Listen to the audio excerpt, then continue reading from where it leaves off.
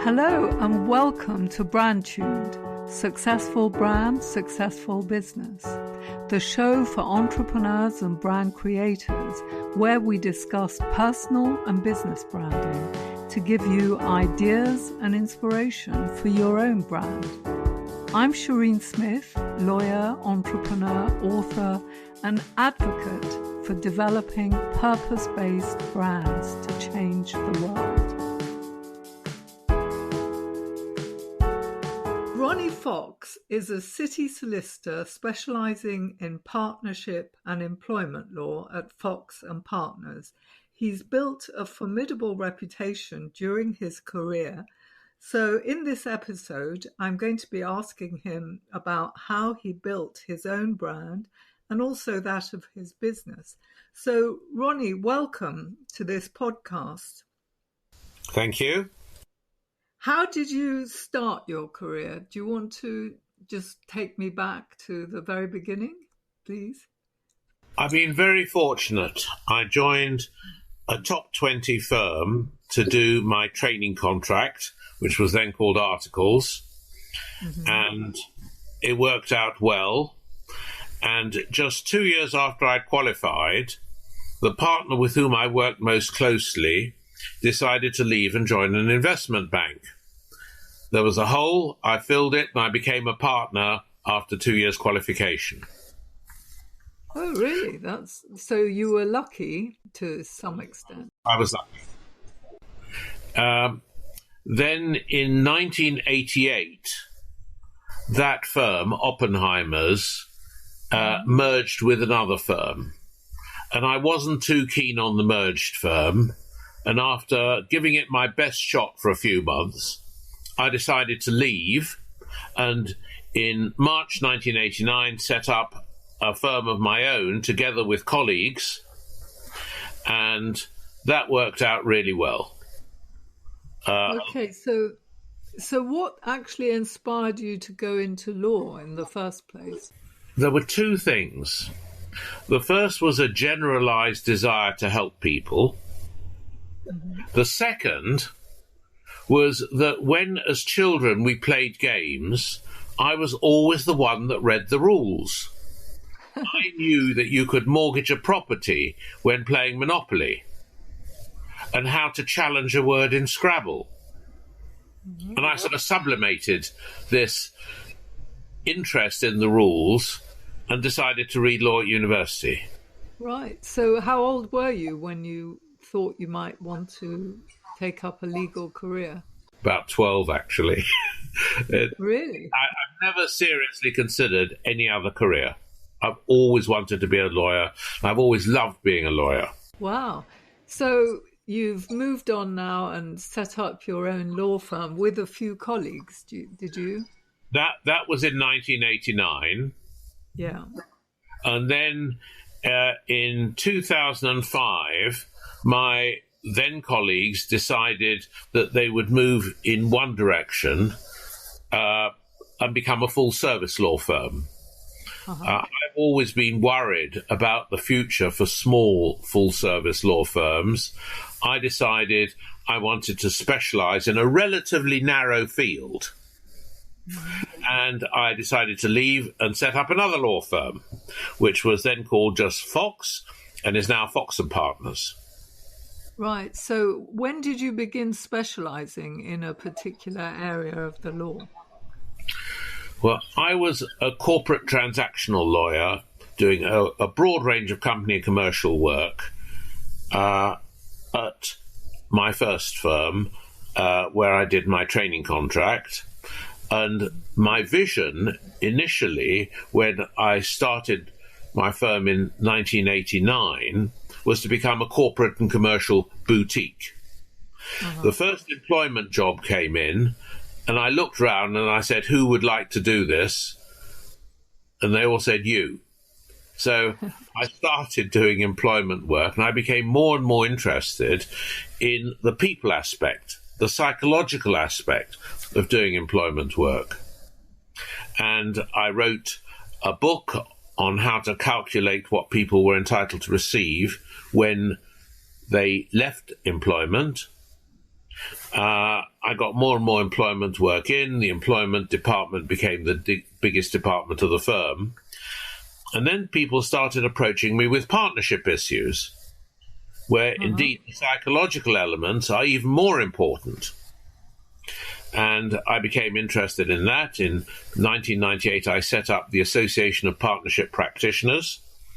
And I said to myself, if we can attract 100 people who are interested in partnership work, that'll be a success. Well, the Association of Partnership Practitioners is still going. We have around 300 members. And I spend a lot of my time doing quite sophisticated partnership work and employment work. And that's what I enjoy doing. Okay, so what motivated you to write a book? Did you think it might be good for your career, or what exactly was the motivation behind that? Well, when I started what is now Fox & Partners in 2006, my plan was always to work out a path towards retirement. And on the 1st of January 2019, with the agreement of my colleagues, I was wound down to about 2 days per month working. Right. 6 months later, a publisher approached me and said, well, you're as near retirement as damn it, so why don't you edit a book for us on the subject of partner retirement? And I thought that's an interesting challenge. And that has turned into the book which was published a couple of days ago on partner retirement in law firms and strategies for other professional firms as well. Right. Well, we'll definitely have a note of that in the show notes. But was this your second book that you wrote, or? Well, I wrote 3 editions of the book on termination of employment. Payments on Termination of Employment, it's called. Phil Knight's available. I wrote 5 chapters for different books that were published by other people. And this book, the latest one, I've edited. I should be fair to my contributors who've worked extremely hard and produced a wonderful piece of work.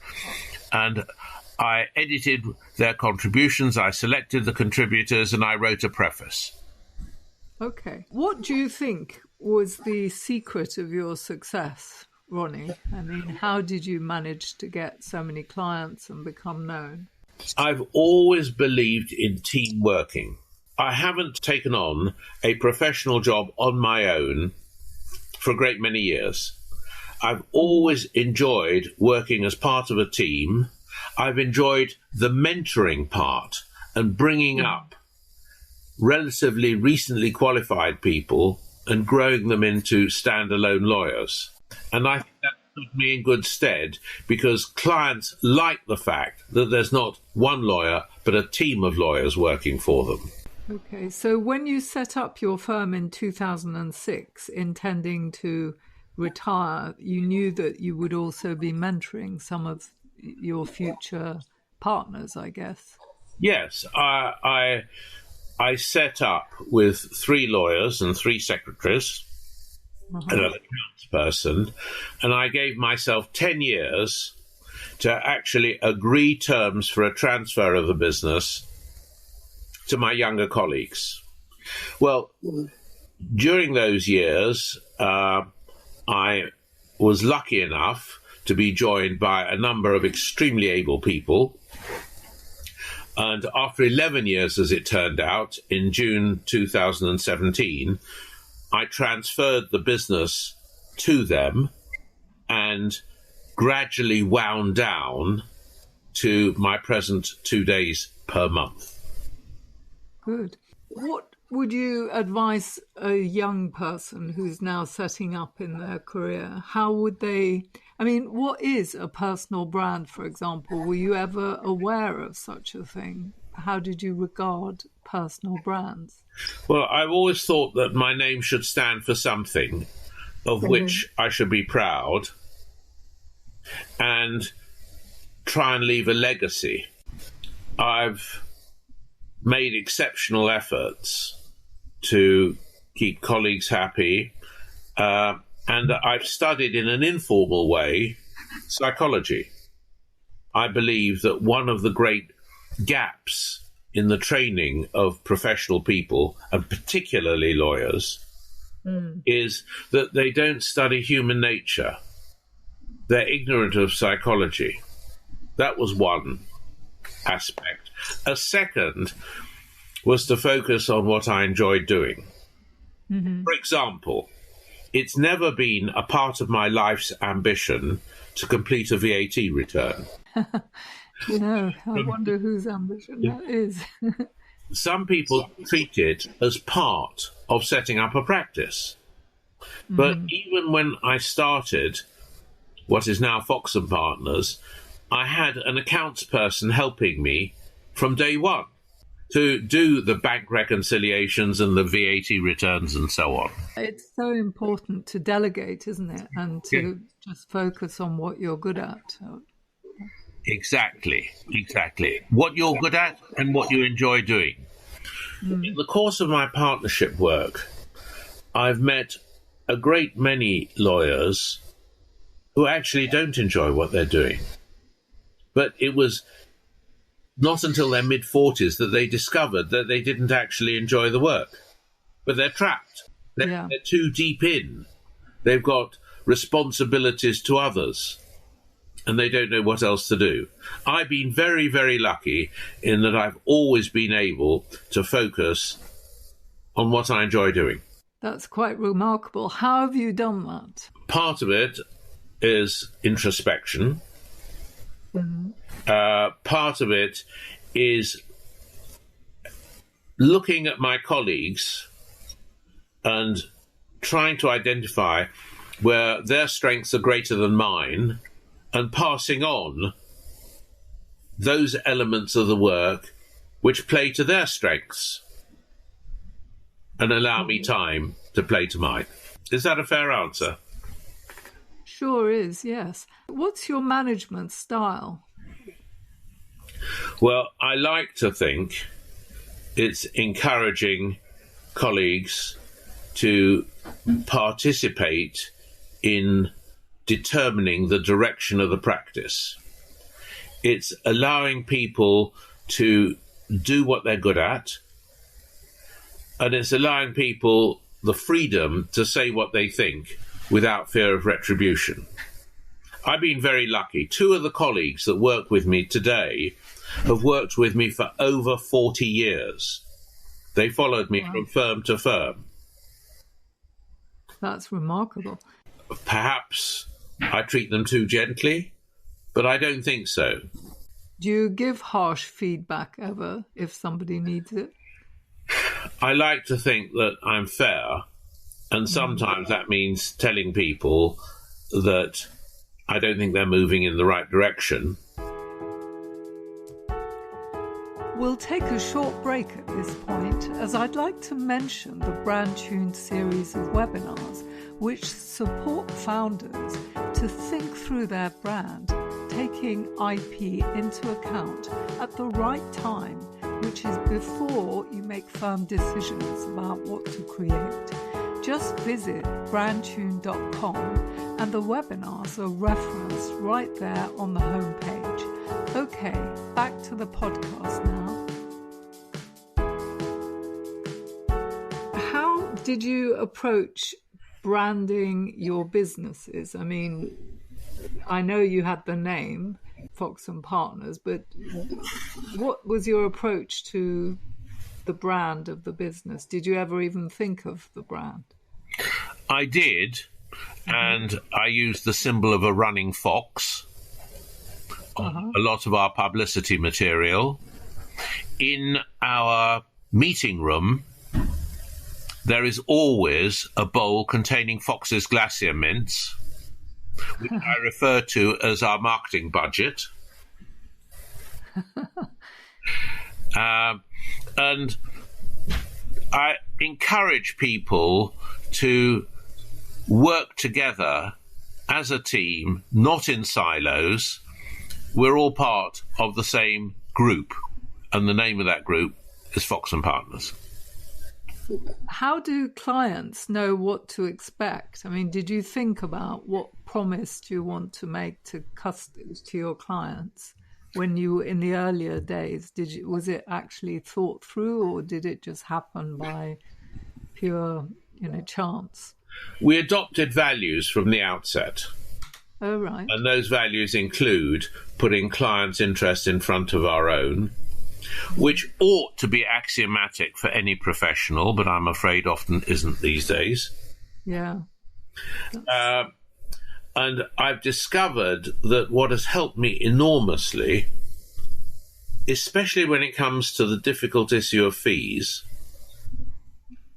is to put myself in the position of a client and say, what would I regard as fair if I were the client? Mm-hmm. Now, that doesn't always work, but it's been of great assistance to me. So how have you tended to charge? By the hour or By the hour, but always with an eye on the cost-benefit ratio. Mm-hmm. And if I say that to a client, what is your objective? And then talk about the cost of achieving that objective and the amount of money which the client is likely to receive, we can often weigh up whether it makes sense to go down a particular path right at the outset. Right. This is for litigation proceedings, I assume. Not just litigation, for any kind of dispute, for any kind of document preparation. I try and look in a commercial way at the cost-benefit ratio. How much will it cost in legal fees? What benefit will the client get? And that's a commercial way of looking at it. But since so many of our clients are business people, they seem to appreciate that. And how did you distinguish your firm from other employment and partnership firms? Did you do anything in particular to position yourselves differently? Well, one key was specialisation. Mm-hmm. When I started working on golden handshake work, as I described it, there were very, very few exclusively employment lawyers. But when the Employment Lawyers Association was formed, the cadre of employment lawyers grew and grew. But partnership was different. Mm-hmm. Partnership work wasn't really recognised as a speciality on its own. And people came to me and said, well, you went from one partnership to another, you were in a partnership that merged. You must have learned something about partnership, Ronnie. Mm-hmm. And when the number of employment lawyers belonging to the Employment Lawyers Association went into the thousands, I thought I would focus on partnership work and building recognition for partnership work as a separate area of expertise. Right, so you have actually carefully managed your skills. I've tried to do so. And again, I've had a couple of strokes of luck. Mm-hmm. I formed the Association of Partnership Practitioners in 1998 with a colleague who has since become a leading practitioner in that field, Claire Murray. Uh-huh. And discussion started about the ability of a professional practice to limit its liability. And within a year or two, the Limited Liability Partnerships Act became law. It actually became law in the year 2000. The Association of Partnership Practitioners contributed to what was enacted, and we became a leader in that field. And at the time, there were a lot of commercial lawyers and litigation lawyers and employment lawyers dabbling in partnership work. And I like to think we help to achieve recognition in the guides and elsewhere for partnership work as a separate area of expertise, and to position ourselves as a leader in that field. Right. So you've distinguished yourself through your knowledge and skills. Would you recommend that young lawyers should do the same, or should they get broad experience initially? Broad experience initially, and then focus on a particular area which they enjoy and where they feel they've something to contribute. And you took a leadership position there by forming an association. Do you think that was pivotal to your success? I think that played a significant part in securing separate chapters on partnership in leading guides like the Legal 500 and Chambers.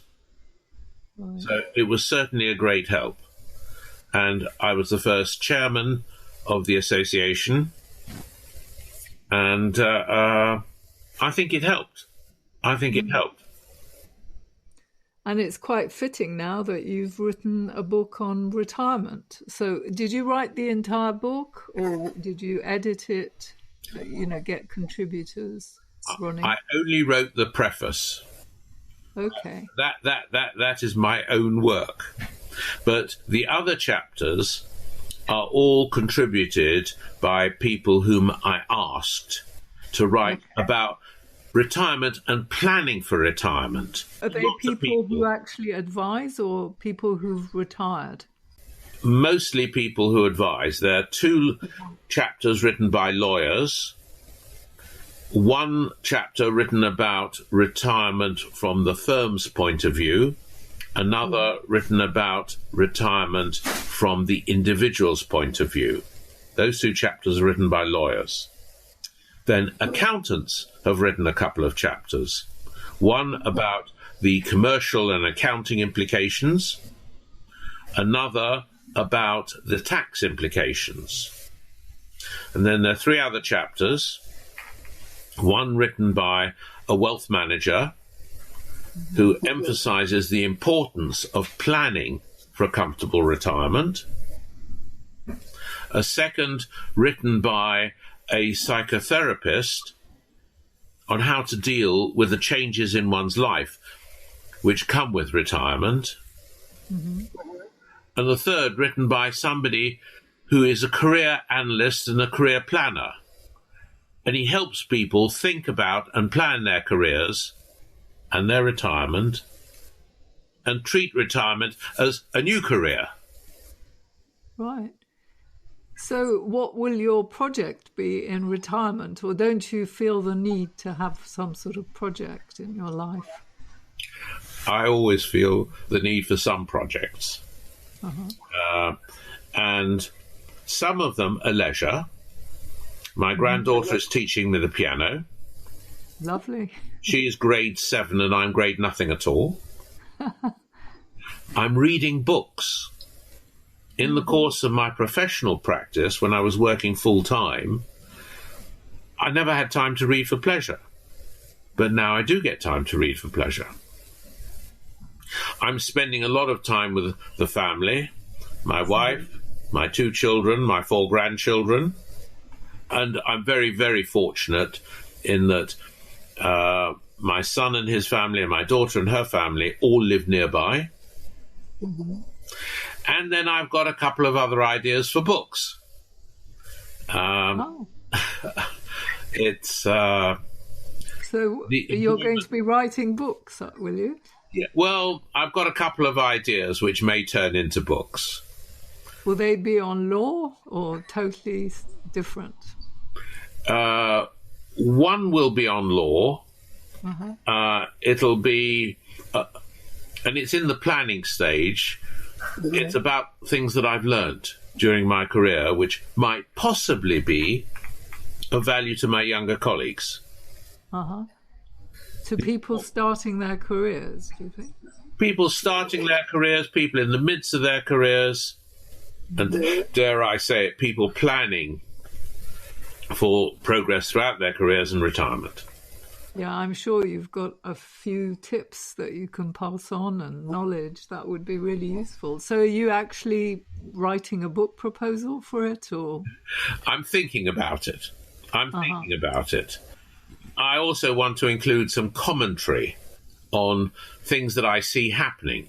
There'll be one chapter called Has the World Gone Mad? Uh-huh. And it'll be about the things like the enormous amount realised by the sale of film stars' old clothes. Olivia Newton-John starred in Grease, and her wardrobe was recently sold at auction for hundreds of thousands of pounds. Wow. Is that amazing? Yeah.